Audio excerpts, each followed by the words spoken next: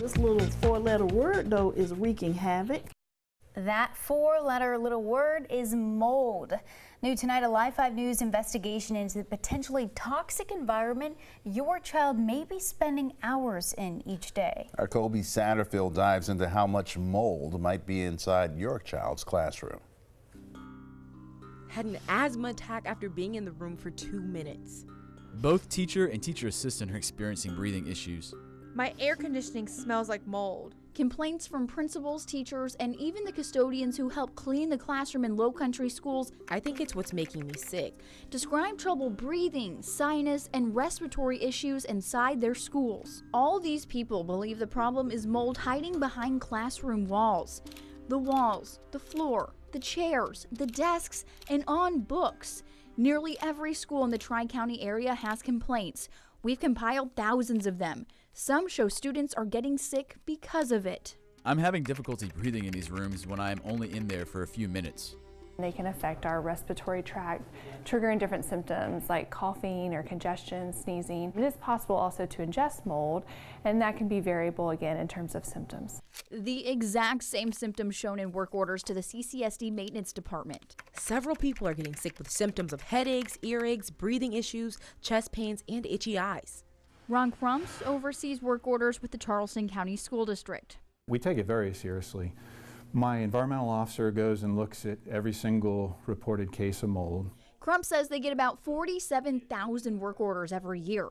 Fewer than 1% are for mold, but he says the ones they do get are inevitable. It's impossible to remove mold and mold spores from the indoor environment. The thing you have to try to do is eliminate a moisture source. Some work orders show reoccurring issues that span years. For example, Goodwin Elementary. Teachers writing in repeatedly with comments like mold in room, students with asthma being affected, and asking the district to please perform air quality checks. State Representative Chandra Dillard also noticed Goodwin had a lot of mold complaints. They got a real track record. Oh my goodness. It's not just CCSD.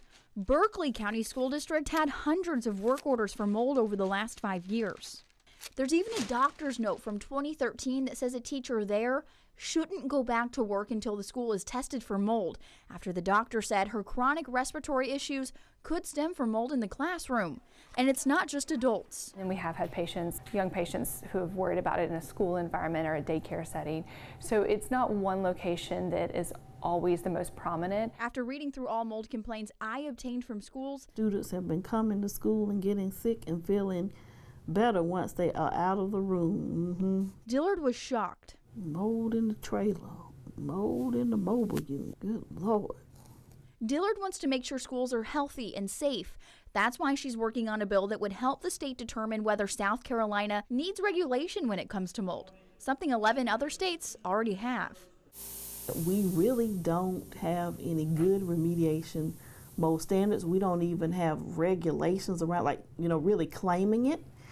I talked to DHEC, and this is what we have on mold. We got a one-sheeter. That sheet lists the public health effects of mold exposure with no real guidelines on what to do. Had mold in previous school year, nothing was done, just painted over. You can't do that. It's not gone. It looks good. You put a Band-Aid on it. Crump says in his district, it is more than a Band-Aid, despite what some think. If there's a work order that says we have mold on a wall, something like that, and it's done a little bit of damage, we'll go and remediate that. After we've made a repair, we'll repaint it, right? So sometimes people will misinterpret that as painting over a mold problem, when we're really not. He says they also look for the root of the problem, usually moisture.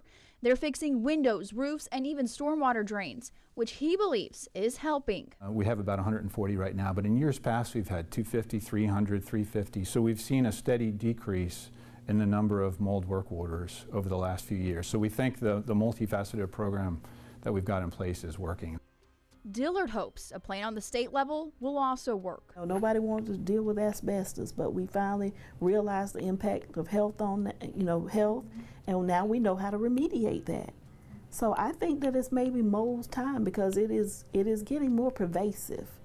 In Charleston County, Colby Satterfield, Live 5 News.